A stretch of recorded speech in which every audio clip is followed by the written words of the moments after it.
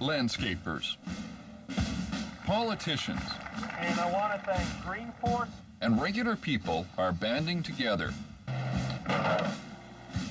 And under the guidance of Lauren, an urban renewal specialist, and Dale, a committed environmentalist, are improving our city's urban spaces. We are Green Force. And this is the story of Casey House Hospice.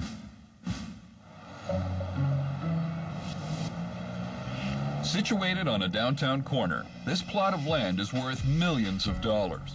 But it isn't slated for housing or apartment buildings. It is reserved for Casey House and its patients. Casey House simply doesn't have the money to fix this land. But that doesn't mean outdoor space isn't desperately needed. This looks so neglected and run down. It's really almost like a slum project, and the fence is to protect people from falling masonry and in need of paint. The garden will give us such a lift of morale. Yeah. We are just so thrilled about this. We couldn't afford to do it ourselves. It would never get done if it weren't for you. June Callwood is a living legend. She's spearheaded too many social movements to catalog here. After she lost her son, she committed herself to helping those living with AIDS. She is the founder of Casey House. The idea of Casey House was that it would be a home-like setting so that it wouldn't be the sterility of a hospital. It would have the very best medical care.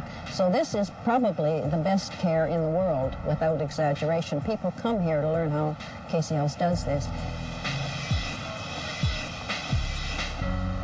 Now, I see that, you do have a lot of really nice greenery on this side, and actually just throughout the entire yard, but really all it is, it seems to be, is just that. It just seems to be a yard.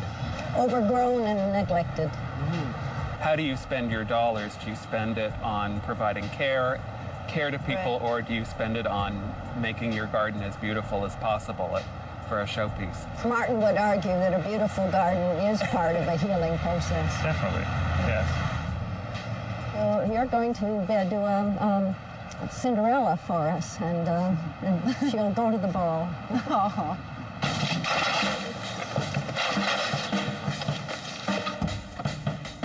Landscaper Brock has donated his time and resources to help Green Force and Casey House. Brock! How you doing, Lauren? How are you doing? So nice to see you here, Brock. Brock is an interesting character. He not only runs a very professional company, he also hires nothing but high-risk youth. His team captain, Patrick, is no exception. Brock and his team can only afford to volunteer their time for 3 days. Green Force has officially broken ground.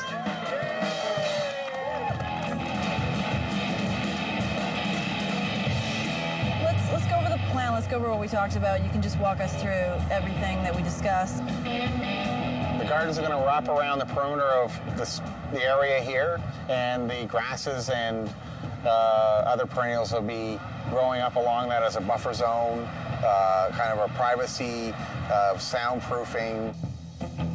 They'll grow to about 6 feet tall. There'll be tiger grasses and things like that with the pom-poms on them. The water feature is intended to run just adjacent to that tree there. This will be the end of the stream. It'll end up into a small containing water, like a pond. And the water feature of the water trickling will block out the sense of the cars that you can hear in the background. It'll make it a little more peaceful. We really want to make this the focus of the herb garden and the aromatic garden. Right. This area here, and I know from the clients and the people that work at Casey House, this is going to be the focus. Brock and the Green Force team are going to overhaul Casey House's neglected yard in 3 separate ways. They're going to add an ornamental garden, a water feature, and around the corner, a herb garden.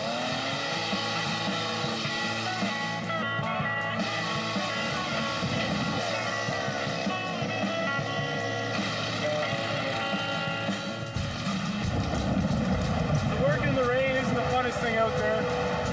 We're at a point now where we're not really progressing. So We gotta throw in the towel.